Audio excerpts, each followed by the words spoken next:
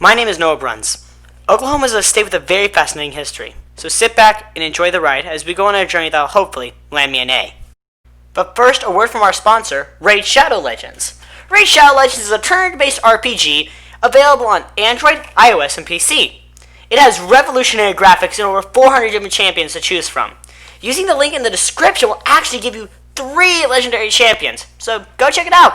It will really help my channel, but now, on to the learning. For our first stop, we have Harbor Village in Grove, Oklahoma, which is also where my grandma lives. Harbor Village is a town full of accurate recreations of homes and buildings from the 19th and early 20th centuries. I went there with my mom, who took initiative to call ahead and ask the very nice people there for a map of the locations from Oklahoma. So thanks, Mom. I love you. While we were there, we saw and learned lots of things. We saw how they would make wool and clothing from using looms and things like that while we were there, and it was really interesting. Next on our tour of Oklahoma, we're going downtown blues. Get it, like the opposite of uptown funk? No? I guess these jokes are dragging my reputation through the mud. So my dad came back from getting milk and to tell me to get on with it, and he left to go get some more milk. So anyway, in downtown we have lots of history. Some of it good, some of it bad. We're going to start with the bad. On May 30th, 1921, a young Dick Rowland entered an elevator and allegedly grabbed the white elevator operator's arm, and she screamed. Next day, he was arrested, and some sources say he turned himself in. The Tulsa Tribune had presented that there was going to be a lynching. So instead of an unjust and skewed trial, the young man would have been placed in the hands of mob justice. Some black men who had served in World War I had come to protect him twice, and the second time, a white asked what one of the veterans were going to do with his gun. The African-American man said, "Nothing unless I have to." After that white man tried to take the gun from him, a shot was fired. This is what really started the race massacre. It wasn't really a riot, as whites burned and looted and killed almost everyone they could, which isn't really a riot. On a lighter note, though, we have the Tulsa Theater. It was originally the Brady Theater, but was renamed because the person it was named after was a member of the Ku Klux Klan. With now the Black Lives Matter banner on it. It's a really interesting piece of architecture, and I highly recommend you go check it out. You also in downtown have the Blue Dome District, which has the Box Yard, the Blue Dome itself, and Hurts Donuts, which is a huge donuts. How do you eat more than one of those? Next, we're going to the worst place to take either a young child or angsty preteen. Because it's thanks, Mom! Philbrook, the original home, belonging to Wade Phillips. It is now in our museum with some random cats living on the premises. The Mayo Mansion was completed in 1928. Now let's go on a scavenger hunt around Tulsa. First stop, not Tulsa. We're going to Catoosa, where Blue Whale is, which was an anniversary gift, but was closed to the public in 1984, 4 years after Terminator came out. Next stop is some of Tulsa skyscrapers. You got the Phil Tower building, which was paid by the original owner, Philbrook. The more you know. The Philcade building, which had a tunnel between it and the Phil Tower building. Phillips lived in the Philcade instead of the Philbrook. There are many more which you can check out in the link description. By that I mean many more skyscrapers. So go check it out. It's cool. It's called Tulsa Moms. So yeah, there's that. Now we're going to get our kicks on Route 66. Route 66 is a road that was created to connect Chicago to LA. This road passes through Oklahoma. Wow, there's a mind blow.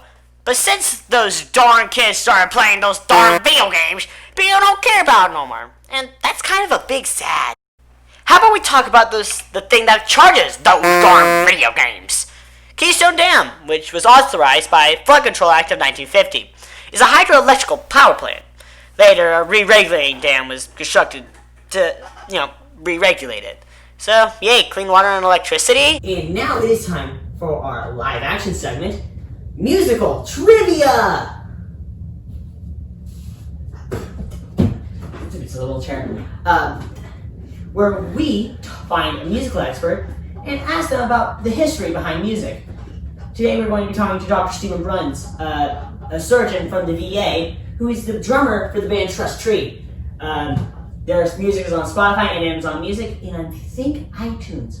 So go check them out. I will link Spotify and Amazon in the description.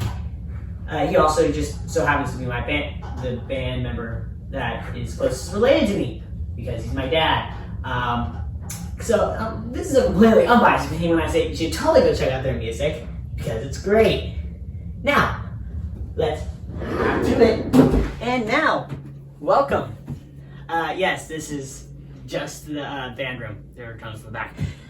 So, how are you today, Dad? Great. Thanks for having me. So, the music of Oklahoma. I think we talked about some previous things like Woody Guthrie and stuff, and people like that. So why don't you tell us a little bit about yourself?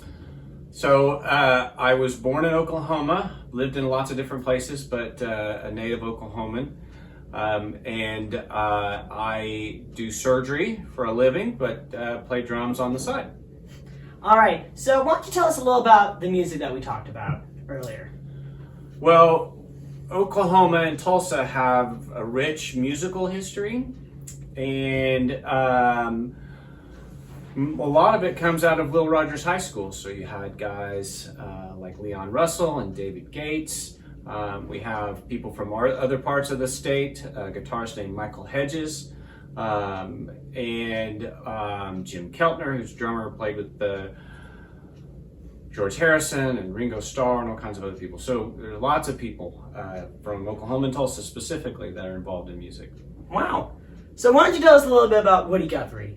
What was his life like? Well, Woody Guthrie was a man of the people. I don't know a lot of details about Woody Guthrie, but a man of the people who sang songs that energized communities. Yeah, I've heard that. I mean, that's probably why we're doing him in the musical segment. I think it's great.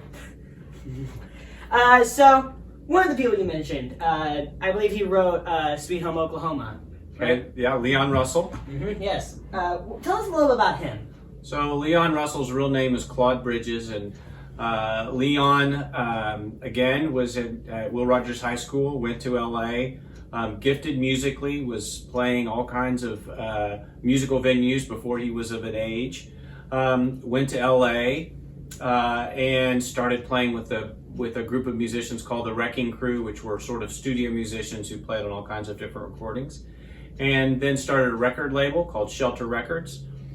Moved all the operations here to Tulsa and signed people like Dwight Twilley and Tom Petty, and of course put records out under his own name. Wow. And the shirt I have on is about the Descendants. So why don't you tell us a little about Steph of the Descendants? So Stefan is a friend. He has a really interesting story, but grew up in Salt Lake and was into punk rock and started booking punk bands and ultimately decided to hitchhike to Los Angeles. And I sense a common theme. People going to Los Angeles. Well, there's lots of things that happen. You have to go. You know, it's you have to go where the action is. So yeah. So anyway, so Steph joins a band called Descendants, a seminal band, and ultimately marries a girl from Tulsa and now resides in Tulsa. So tell us about how you know him. So I play in a band, as I mentioned, and I will link the Spotify and Amazon in the description. Check them out, please. Play in a band, and sorry. So what ended up happening? Actually, the video got cut short, so I'm very sorry about that. I'm sorry. Nothing. It was just I apologize. But on with everything else. So now we are off to Chesapeake Arena to see the OKC Thunder. Oklahoma City has a lot of things to do, like visiting the Capitol building.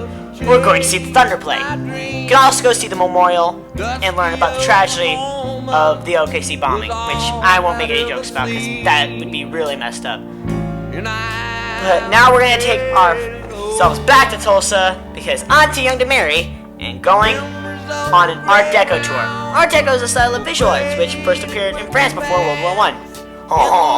Oui, feed me a baguette.